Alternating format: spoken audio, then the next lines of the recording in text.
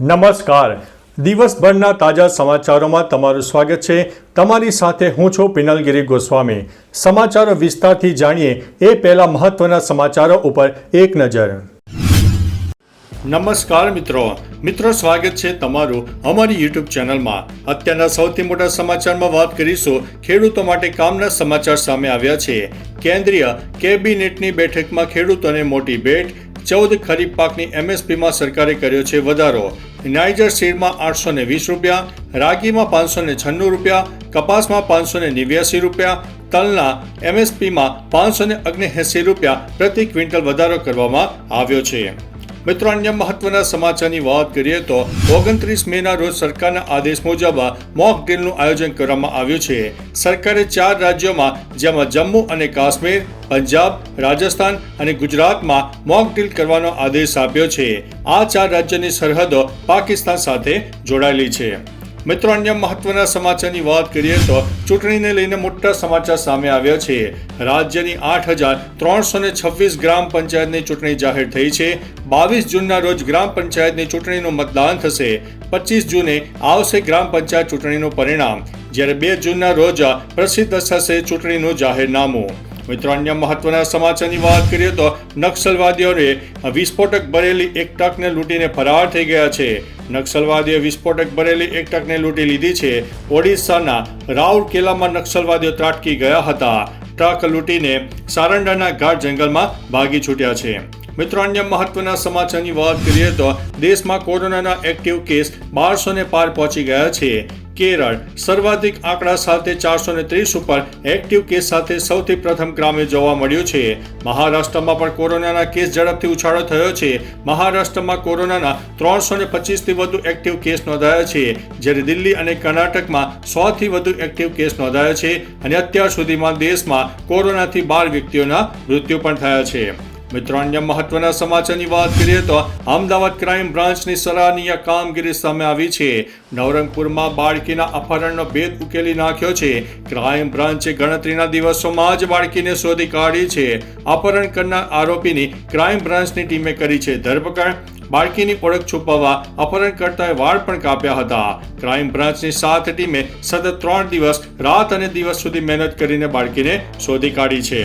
મિત્રો, અન્ય મહત્વના સમાચારની વાત કરીએ તો જો તમે પણ રેલવે સ્ટેશન ઉપર ફોટોગ્રાફી અને વિડીયોગ્રાફી કરતા હોય તો સાવધાન થઈ જજો, કારણ કે હવે યુટ્યુબર અને બ્લોગર્સ ઉપર કડક કાર્યવાહી કરવામાં આવી છે.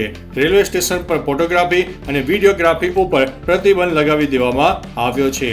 મિત્રો, અન્ય મહત્વના સમાચારની વાત કરીએ તો ઓપરેશન સિંદૂર વિશે વાત કરીએ તો શાહે કર્નલ સોફિયા કુરેશી વિશે ખરીદ રીતે વિવાદાસ્પદ ટિપ્પણી કરી હતી, જેના કારણે દેશભરમાં રોષ ફેલાયો છે. ગયા અઠવાડિયે સુપ્રીમ કોર્ટે રાજ્યના પોલીસ મહાનિર્દેશકને મધ્યપ્રદેશ કેડરના 3 વરિષ્ઠ આઈપીએસ અધિકારીઓની એસઆઈટી બનાવવાનો આદેશ આપ્યો હતો, જેમાં એક મહિલા આઈપીએસ અધિકારીનો પણ સમાવેશ થાય છે. સાથે જ ઘટનાની તપાસનો પણ આદેશ આપવામાં આવ્યો હતો.